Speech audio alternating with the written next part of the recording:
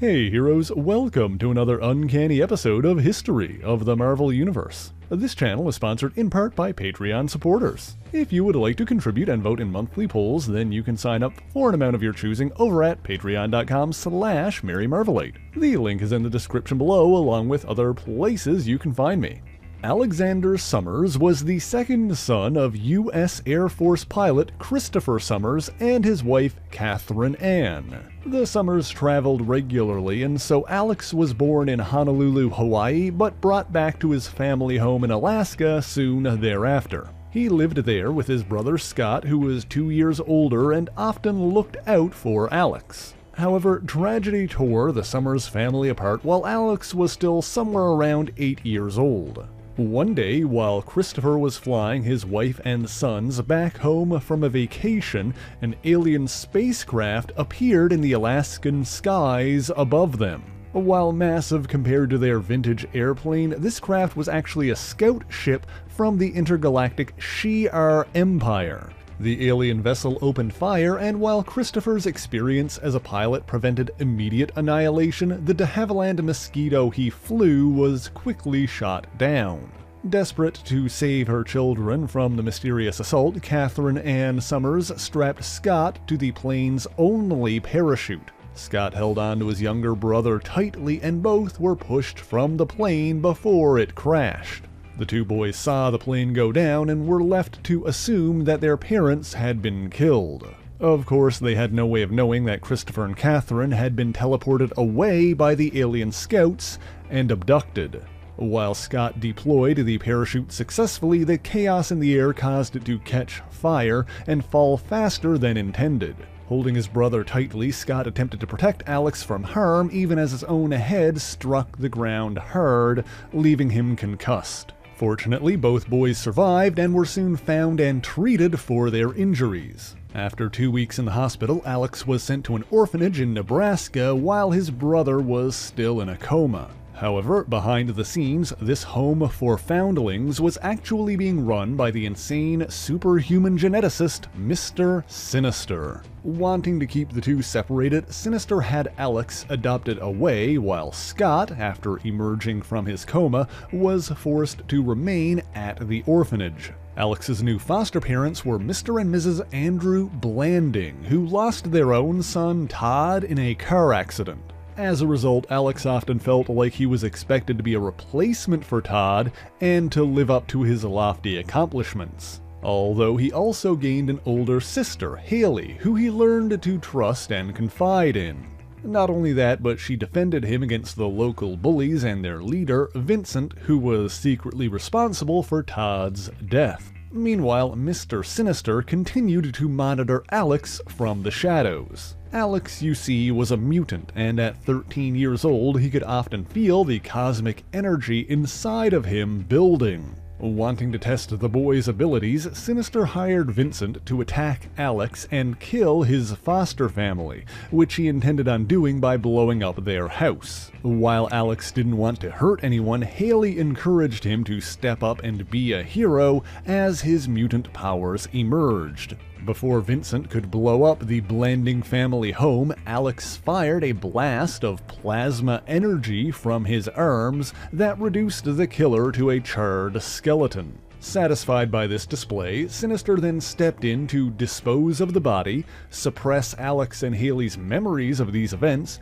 and place a genetic lock on Alex's powers that would prevent him from using them. And despite dismissing him as the inferior Summers brother and turning his attention towards Scott, Sinister still wasn't finished with Alex. At the behest of his former master, Apocalypse, Sinister grafted a sample of Alex's DNA onto the Egyptian mutant Amet Abdal to fully activate his powers. You see, Alex and Amet had somewhat similar abilities in that they were both powered by the absorption of ambient cosmic energy from their environment. But unbeknownst to either man, this created a symbiotic link between the two mutants, limiting Abdal's power by splitting his absorbed energy with Alex. Meanwhile, Alex grew up unaware of his mutant nature and became a child prodigy, graduating from college while he was still a teenager. Scott, on the other hand, knew that both he and his brother were mutants and reunited with Alex at his graduation ceremony. By this point, Scott Summers had learned to utilize his own abilities as the heroic X-Man Cyclops. Ahmet Abdal, meanwhile, had become a professor of archaeology, but was secretly a power-mad supervillain known as the Living Pharaoh. Discovering that their blood was somehow linked, Abdal abducted Alex shortly after his college graduation and prepared to execute him. Fortunately, Alex was saved at the last moment by the arrival of Cyclops and the X-Men. In the ensuing battles, Alex's latent powers began to manifest once again, and he at last learned of his mutant nature. It was then that the Living Pharaoh realized that they were both powered by the same cosmic rays, and that when Alex used his powers, the Pharaoh's abilities grew weaker. And so Abdal captured Alex again, this time bringing him back to his laboratory in Egypt, where he sealed him in an airtight chamber that absorbed his cosmic energy. This allowed Abdal to achieve his full potential, transforming from the Living Pharaoh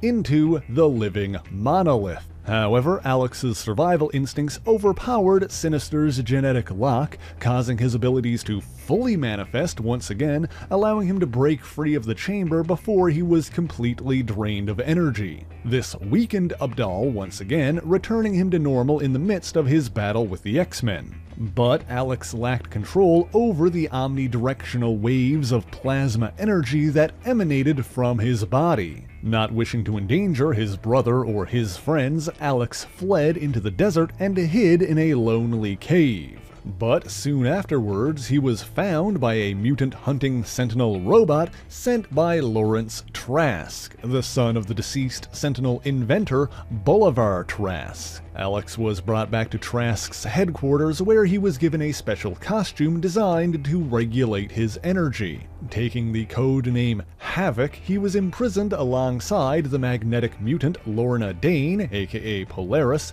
and agreed to cooperate with Trask in exchange for her safety. And soon after, they were joined by another captive, the X-Man Bobby Drake, or Iceman.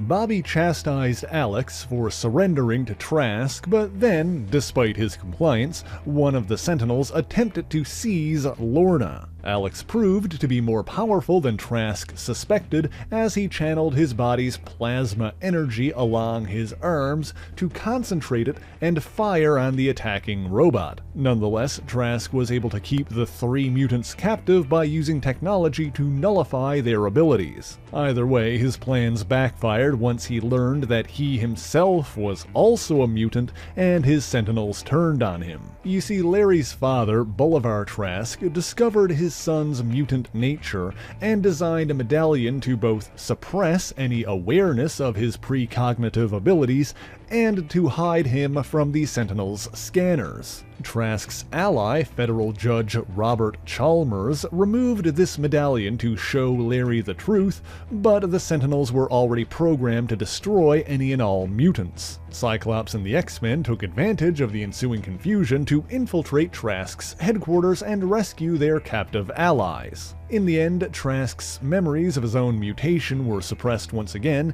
and the Sentinels were tricked into investigating a false theory that genetic mutation was caused by solar radiation and flew into the sun. However, in the midst of all of this, Alex struggled to maintain control over his powers and was injured by falling debris while trying to separate himself from the others. The X-Men brought him to one Dr. Karl Lykos for treatment, little realizing that he was actually a superhuman energy vampire. By draining the excess energy from Alex's body, Lykos was able to reach his ultimate form as the monstrous were-pterodactyl Sauron. Initially, Lykos was able to keep his dual identity a secret, and Alex recovered from his injuries. However, Sauron was exposed and defeated after feeding on Lorna Dane and transforming once again. Joining the X-Men as Havok, Alex began training and gradually learned to better control his body's intense energies. He met the team's founder, Professor Charles Xavier, and helped him prepare a plan to repel an invasion from the alien Xenox. He also continued to grow close with Lorna Dane, much to the frustration and jealousy of their teammate Iceman. Lorna returned Alex's affection, and a relationship blossomed between the two. This led to several confrontations between Alex and Bobby, eventually causing Havok to inadvertently injure Iceman.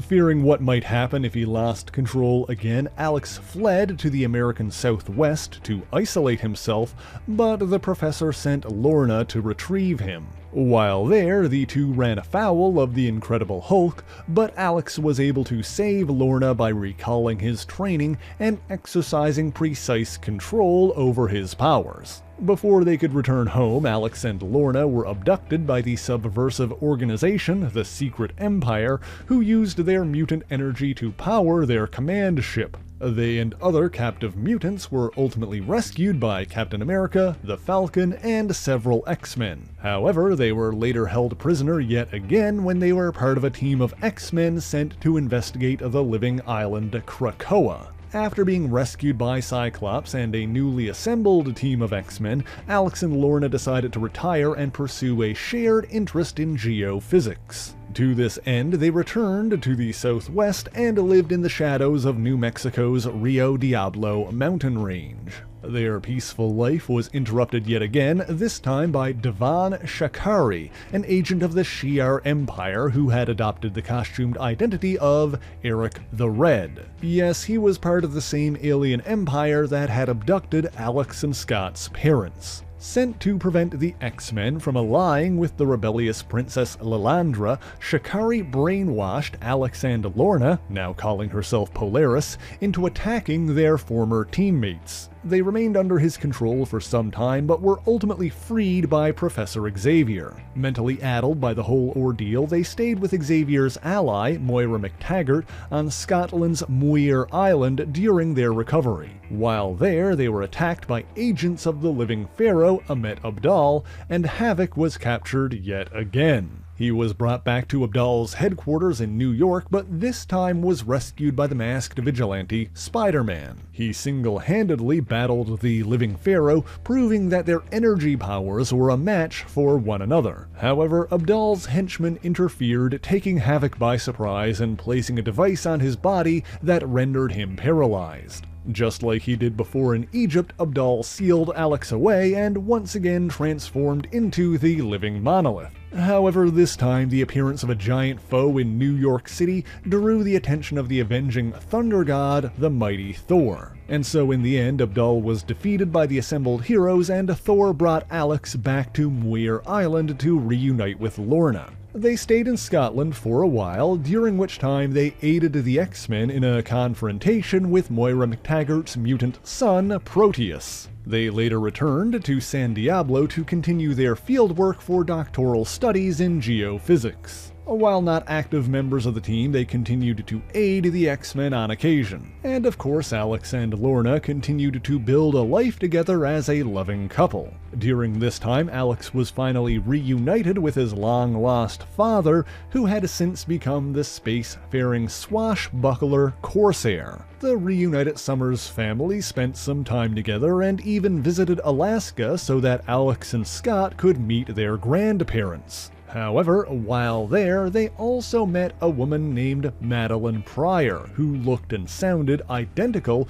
to Scott's supposedly dead lover, Jean Grey. In truth, Madeline was actually a clone of Jean created by Mr. Sinister, but even she didn't know that at the time. Scott quickly fell in love with Madeline, and the two soon married, with Alex serving as his best man. Not long after the wedding, Corsair resumed his adventures in space, while Alex once again returned to New Mexico with Lorna. Life in the desert wasn't always easy, but Alex and Lorna stayed together, living under the radar for some time. However, they would soon be pulled back into the world of superheroics after finding a crashed alien star shark in the middle of the desert. Knowing that such creatures were typically used as living starships by the parasitic alien race known as the Brood, Alex traveled to New York to warn the X-Men.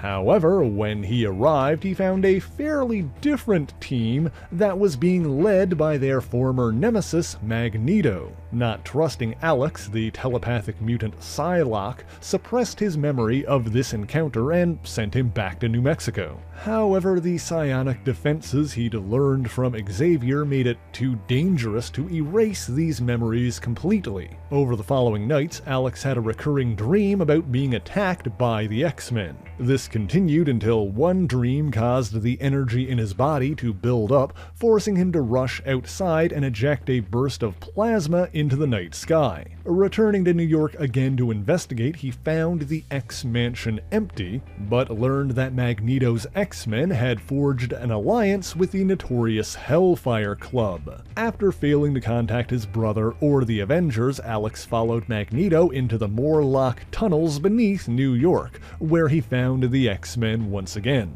As it turns out, the X-Men were in the midst of an ongoing conflict with a deadly team of mutants known as the Marauders, and that several of their members had been critically injured. While the X-Men, and Psylocke in particular, were wary of Havok, he volunteered to rejoin the team and aid them in their coming battles. Sure enough, they soon battled the Marauders again when they tried to assassinate Madeline Pryor. You see, the Marauders actually worked directly for Mr. Sinister, and after learning that Jean Grey was actually alive, he attempted to tie up loose ends by eliminating her clone. Furthermore, in the ensuing battle, Alex learned that in his absence, Lorna had been possessed by one of the Marauders, a psionic entity known as Malice. While she and the Marauders escaped, the X-Men succeeded in rescuing Madeline. It should be noted that Cyclops was not involved in this particular battle, as by this point he and Jean were operating as members of another group, X-Factor. Estranged from her husband and on the run from Sinister, Madeline began to fall into depression, but Alex convinced her to stay with the X-Men as part of the family, and she later stood alongside the team as they battled a demonic opponent aptly named the Adversary. In order to defeat this foe, the X-Men, including Alex and Madeline, were forced to sacrifice themselves in a mystic ritual. They were secretly resurrected shortly afterwards by the omniversal guardian Roma, daughter of the legendary wizard Merlin. But their battle with the Adversary was widely televised, leaving the rest of the world believing them to be dead. Taking advantage of this, the X-Men began operating in secret, defeated a band of cyborg criminals called the Reavers, and took over their headquarters in the Australian outback. It wasn't until after all of this that the X-Men finally encountered the Brood, who traveled to Earth with the Star Shark that Alex had found. During this conflict, Alex was forced to kill an infected person to prevent Storm from being used as a host for a Brood queen. The victim, Dive Bomber, reverted to human form before he died, and Alex admitted that killing someone with his powers was something he'd been afraid of doing since they first manifested. Nonetheless, the X-Men were forced to eliminate the remaining Brood to save the planet, and Havok began to wonder if killing was growing easier each time. After that ordeal, despite their commitments to other people, Madeline seduced Alex, coaxing him into sleeping with her. What Alex didn't know was that Madeline had been corrupted by demons from the hellish limbo dimension, and things only got more complicated from there. The next time Havok and the X-Men encountered Malice and the Marauders, it was in the midst of an attempted invasion of Manhattan from that same limbo. Alex found himself unable to fire on the possessed Polaris as he still cared deeply for her. However, he'd also been completely ensorcelled by Madeline, and when she revealed herself as the Goblin Queen, he was made her prince. He stood beside her even as her complicity in the demonic invasion was revealed, and she was opposed by X-Factor and the rest of the X-Men. As a result, Alex and Scott battled one another, although each brother was immune to the other's energy blasts. The two were evenly matched, but Havok was ultimately knocked down by Scott's ally, Archangel. When he awakened, he was still in love with Madeline, but agreed to help stop her mad Inferno for her own sake. In the end, however, Madeline Pryor destroyed herself, trying to kill her enemies, bringing the demonic invasion to an end.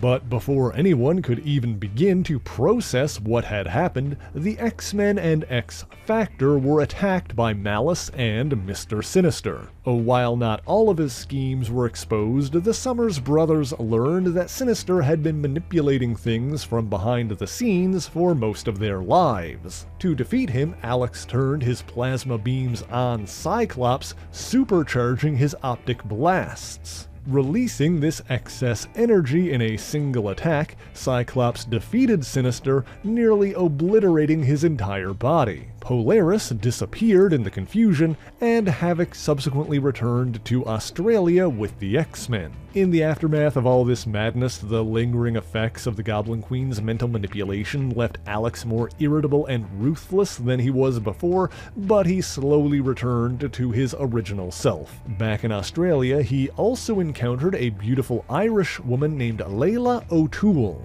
However, soon after this meeting, she was attacked by mercenaries hired by the cult of the Living Pharaoh. The two escaped and grew close quickly, although Alex was hesitant to fall in love again. She explained that she was indoctrinated into the cult during a trip to Egypt, but ran away when she learned about their annual tradition of human sacrifice. She was eventually captured, however, and Alex tracked her back to the cult's headquarters in Cairo. He was forced to fight the cult's trackers to save her life, little realizing that one of his costumed opponents was Layla herself, and that the whole scenario was a trap. As it turns out, Layla O'Toole was only half Irish on her father's side, for her mother's brother was Ahmet Abdal, the Living Pharaoh, and she was also a mutant with similar abilities. Unlike Alex and her uncle, she was unable to absorb ambient cosmic energy from the environment,